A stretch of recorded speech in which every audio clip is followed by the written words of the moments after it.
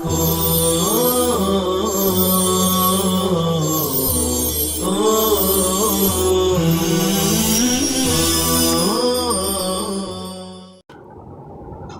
اللہ الرحمن الرحیم الحمد للہ رب العالمین وصلی اللہ وسلم علی نبینا محمد بن عبد اللہ خاتم النبیین وامام المتقین وقائد الغر المحجلین وعلى آلہ وصحبہ ومن ہدى بہدیہ الى یوم الدین اما بعد فاعوذ باللہ من الشیطان الرجیم بسم اللہ الرحمن الرحیم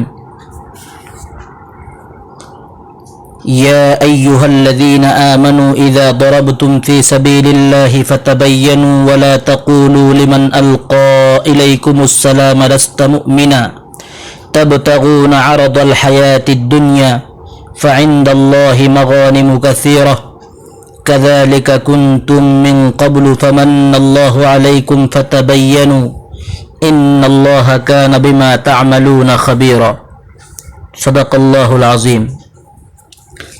عزیز طلبہ کرام، پچھلی آیات میں قتل مومن پر سخت وعید فرمائی گئی ہے۔ اب یہ بتایا جا رہا ہے کہ احکام شرعیہ کے جاری ہونے میں مومن کے مومن ہونے کے لیے صرف ظاہری اسلام کافی ہے۔ گویا یہ آیات بھی حکم سابق کا تتمہ ہے کہ جو شخص اسلام کا اظہار کرے اس کے قتل سے ہاتھ روکنا واجب ہے، جیسا کہ شان نزول سے واضح ہوگا۔ شان نزول کیا ہے؟ مفسر علام نے خود ہی شان نزول بیان کیا ہے، اور یہی شان نزول ترمذی شریف کتاب التفسیر میں حضرت عبداللہ ابن عباس رضی اللہ عنہما سے منقول ہے۔ کتاب میں دیکھیے، وَنَزَلَ لَمَّا مَرَّ نَفَرٌ مِّنَ الصَّحَابَةِ بِرَجُلٍ مِّن بَنِي سُلَيْمٍ وهو يسوق غنما فسلم عليهم فقالوا ما سلم علينا إلا تقية فقتلوه واستاقوا غنمه۔ پہلے آپ خلاصہ سن لیجئے شان نزول کا کہ قبیلہ بنو سلیم کا ایک آدمی حضرات صحابہ کرام رضی اللہ تعالی عنہم اجمعین کی ایک جماعت کا ان کے پاس سے گزر ہوا۔ یہ حضرات جہاد کے لیے جا رہے تھے اور وہ شخص اپنی بکریاں چرا رہا تھا۔ اس نے حضرات صحابہ کو سلام کیا، جو عملاً اس بات کا اظہار تھا کہ میں مسلمان ہوں، لیکن صحابہ نے کہا کہ اس نے ہم کو سلام صرف اس غرض سے کیا ہے کہ ہمارے ہاتھ سے بچ جائے، یعنی صرف جان و مال بچانے کے لیے اس نے سلام کہہ کر فریب کیا ہے، واقع میں یہ مسلمان نہیں ہے۔ چنانچہ صحابہ نے اس کو قتل کر دیا اور اس کی بکریاں ہکا کر لے گئے۔ اس پر یہ آیت نازل ہوئی۔ اب ترجمہ دیکھیے، وَنَزَلَ لَمَّا مَرَّ نَفَرٌ مِّنَ الصَّحَابَةِ بِرَجُلٍ مِّن بَنِي سُلَيْمٍ وَهُوَ يَسُوقُ غَنَمًا، اور یہ مذکور آیت نازل ہوئی جب حضرات صحابہ کرام کی ایک جماعت کا بنو سلیم کے ایک شخص کے پاس سے گزر ہوا، وہ اپنی بکریاں چرا رہا تھا۔ وَهُوَ يَسُوقُ غَنَمًا فسلم علیہم، تو اس شخص نے حضرات صحابہ کو سلام کیا۔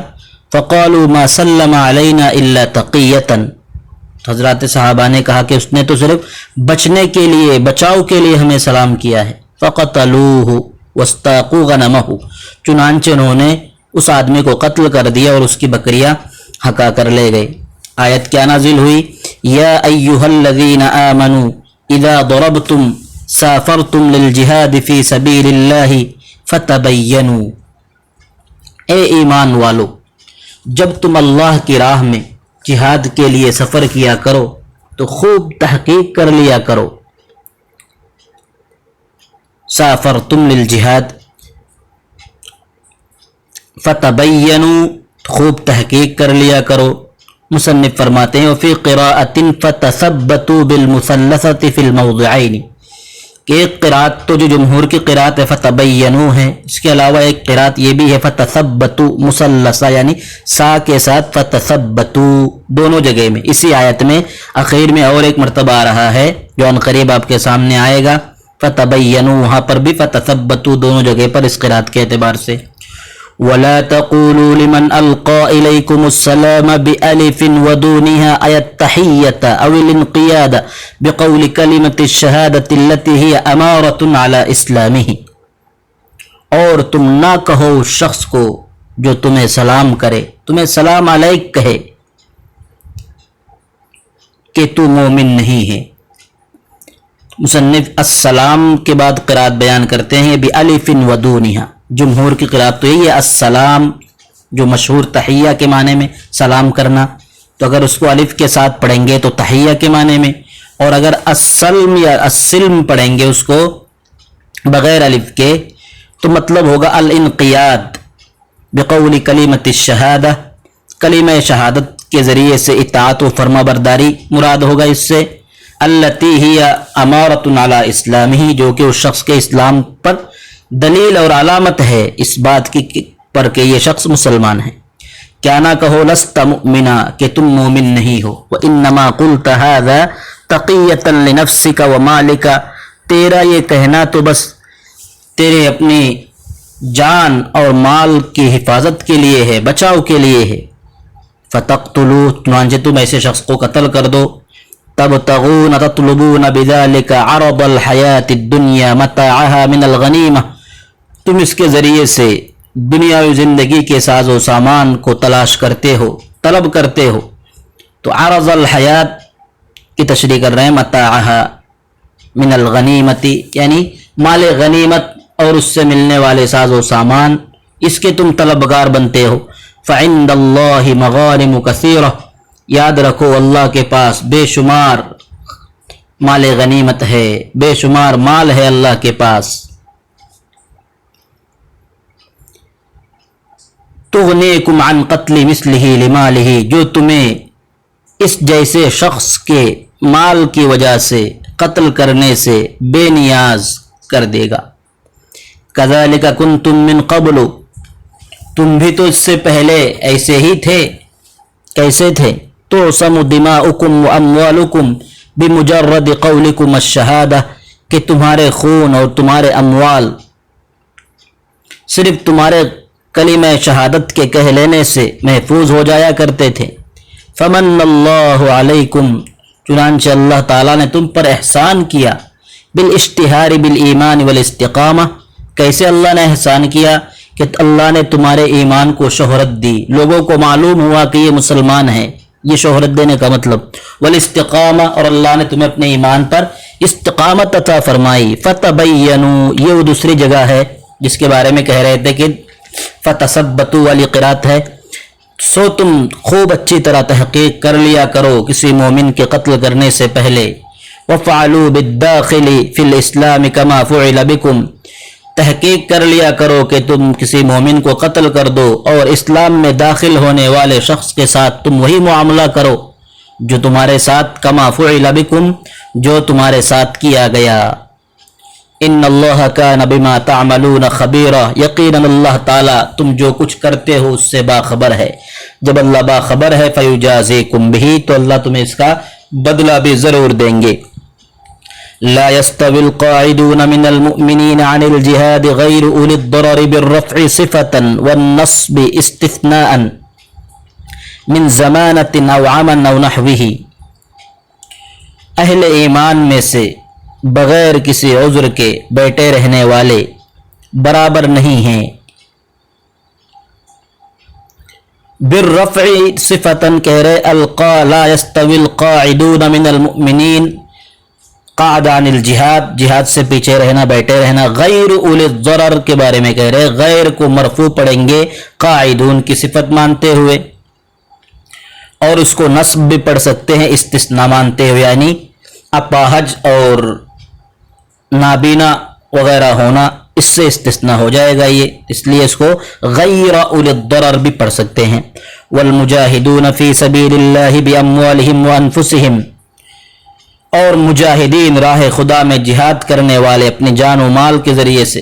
فضل اللہ المجاہدین باموالہم وانفسہم علی القاعدین لضرر درجۃ فضیلۃ لاستوائہما فی النیۃ وزیادۃ المجاہدین بالمباشرۃ.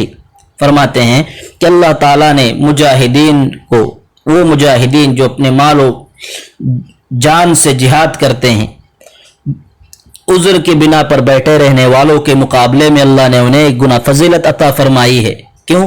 لاستوائہما فی النیتی، اب یہ عذر کی وجہ سے بیٹھے رہنے والے اور مجاہدین نیت کے اندر دونوں برابر ہے، اس لیے فضیلت دونوں کو حاصل ہے، لیکن انہیں ایک گنا زیادہ فضیلت حاصل ہے مجاہدین، کیونکہ انہوں نے براہ راست باقاعدہ اپنے عمل سے، شرکت سے اس کا ثبوت پیش کیا ہے۔ وزیادت المجاہدین بالمباشرہ، اور مجاہدین کی زیادت براہ راست کام کو انجام دینے کے ذریعے سے۔ وَكُلًّا مِّنَ الْفَرِيقَيْنِ وَعَدَ اللَّهُ الْحُسْنَى الْجَنَّةَ، اور دونوں فریقوں میں سر ایک کے لیے اللہ نے جنت کا وعدہ کیا ہے۔ وَفَضَّلَ اللَّهُ الْمُجَاهِدِينَ عَلَى الْقَاعِدِينَ لِغَيْرِ ضَرَرٍ أَجْرًا عَظِيمًا، اور اللہ تعالیٰ نے مجاہدین کو قاعدین کے مقابلے میں، کون قاعدین؟ جو بغیر عذر کے بیٹھے رہنے والے ہیں، اجرن عظیم، جو عذر کے بغیر بیٹھے رہنے والوں کے مقابلے میں اجر عظیم کے ذریعے سے فضیلت دی ہے۔ وَيُبْدَلُ مِنْهُ دَرَجَاتٍ مِّنْهُ مَنَازِلَ بَعْضِهَا فَوْقَ بَعْضٍ مِّنَ الْكَرَامَةِ، اور درجات منہ مغفرۃ ورحمہ جو آیت آگے ہیں، یہ بدل ہے اسی سابق آیت سے، اسی لیے اجرن عظیمن سے بدل ہے یہ، اس لیے یہ بھی حالت نصب میں ہے، جمع مؤنث سالم کی وجہ سے درجات مجرور ہے۔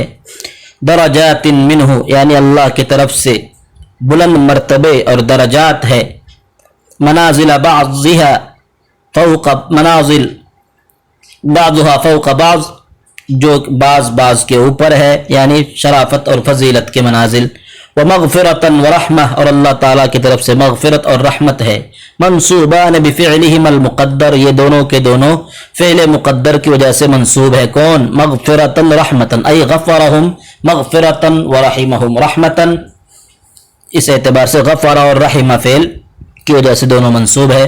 وکان اللہ غفورا لأولیائہ رحیما بأہل طاعتہ، اور اللہ تعالیٰ اپنے دوستوں کو بہت بخشنے والے ہیں، مہربان ہے وہ اطاعت کرنے والوں اور فرما برداروں پر بہت زیادہ۔ آگے کی آیت دیکھیے، ان الذین توفاہم الملائکۃ ظالمی انفسہم قالوا فیم کنتم قالوا کنا مستضعفین فی الارض قالوا ألم تكن أرض الله واسعة فتهاجروا فيها فأولئك مأواهم جهنم وساءت مصيرا إلا المستضعفين من الرجال والنساء والولدان لا يستطيعون حيلة ولا يهتدون سبيلا فأولئك عسى الله أن يعفو عنهم وكان الله غفورا رحيما۔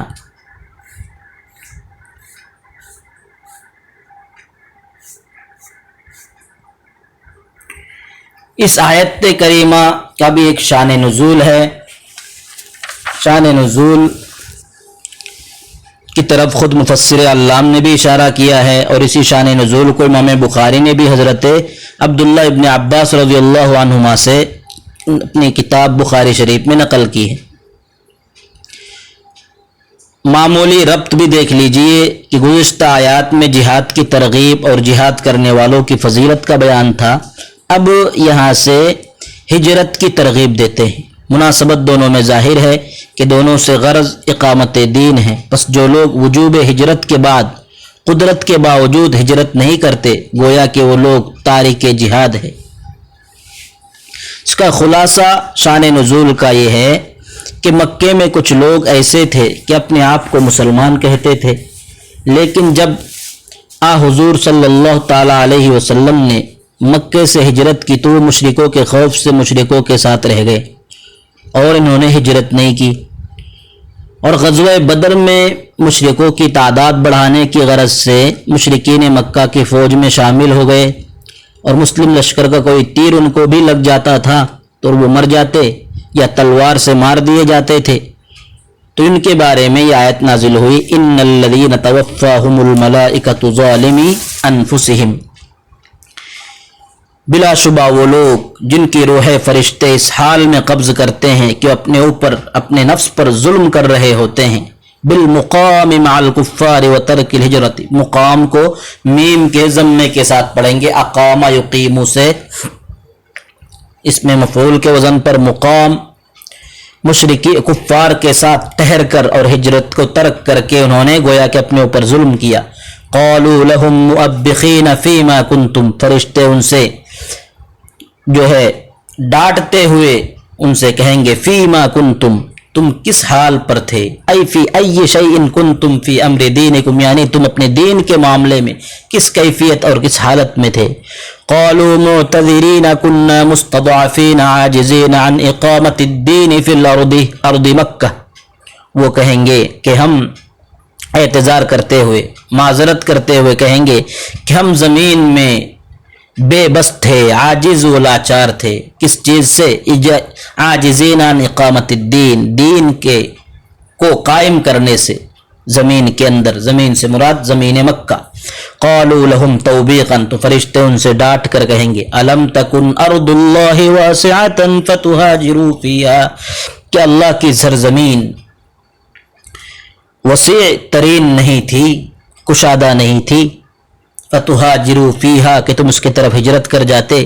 من ارض الکفر الی بلد آخر، ارض کفر سے دوسرے ملک کی طرف تم ہجرت کر جاتے.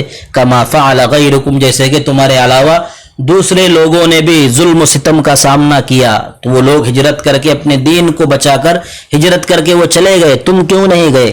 قال اللہ تعالی فاولئک مأواہم جہنم وساءت مصیرا، سو یہ لوگ وہ ہے جن کا ٹھکانہ جہنم ہے. وساءت مصیرا، اور وہ بہت برا ٹھکانہ ہے، بہت بری قرارگاہ ہے. ساءت مصیرا ہی الا المستضعفین من الرجال والنساء والولدان، سوائے وہ کمزور لوگ مردوں، عورتوں اور بچوں میں سے. الذین لا یستطیعون حیلۃ، جو لوگ کوئی تدبیر نہیں پاتے. لا قوت لهم علی الہجرۃ ولا نفقہ، جن کے پاس ہجرت کی نہ طاقت ہے اور نہ ہی سفر کا خرچ ان کے پاس ہے، نفقہ ہے. ولا یہتدون سبیلا، اور نہ ہی وہ عرض ہجرت کی راہ سے واقف ہے، راستہ بھی انہیں پتہ نہیں. طریقا الی ارض الہجرۃ فاولئک عسى اللہ ان یعفو عنہم، سو وہ لوگ ہے امید ہے کہ اللہ تعالیٰ انہیں بخش دے، معاف فرما دے، اور اللہ تعالیٰ بہت بخشنے والے ہیں، معاف کرنے والے ہیں. ومن یہاجر فی سبیل اللہ یجد فی الارض مراغما کثیرا وسعہ، اور جو شخص راہ خدا میں جہاد کرے تو وہ زمین کے اندر بے شمار جائے ہجرت کو پائے گا. ایسی نہیں، جائے ہجرت کو وہ پائے گا کہ جگہ کی کوئی تنگی نہیں، اللہ کی زمین بہت وسیع ہے، اسے ہجرت کر کے چلا جانا چاہیے. مہاجر، مراغم، یہ راغم یراغم سے مراغمن، کسی جگہ سے جو ہے تنگ آ کر، ناراض ہو کر دوسری جگہ کی طرف منتقل ہو جانا، مراغمہ. کثیرا وسعہ، اور وہ رزق کے اندر وسعت اور فراخی کو بھی پائے گا. ومن یخرج من بیتہ مہاجرا الی اللہ، اور وہ شخص جو اپنے گھر سے ہجرت کرتے ہوئے اللہ اور اس کے رسول کی طرف نکل پڑے. ثم یدرکہ الموت، پھر اسے موت آ جائے راستے میں، فی الطریق. کما وقع لجندع ابن زمرۃ اللیثی، جیسا کہ جندع ابن زمرہ لیثی کے ساتھ پیش آیا کہ یہ شخص راستے میں اس کی وفات ہو گئی تھی. فقد وقع ثبت اجرہ علی اللہ، تو یقیناً اس کا اجر اللہ کے نزدیک ثابت اور متحقق ہو گیا. وکان اللہ غفورا رحیما، اور اللہ تعالیٰ بہت بخشنے والے ہیں، بے حد مہربان ہے. تو مذکورہ آیات سے چوتھی آیت میں ہجرت کی ترغیب ہے.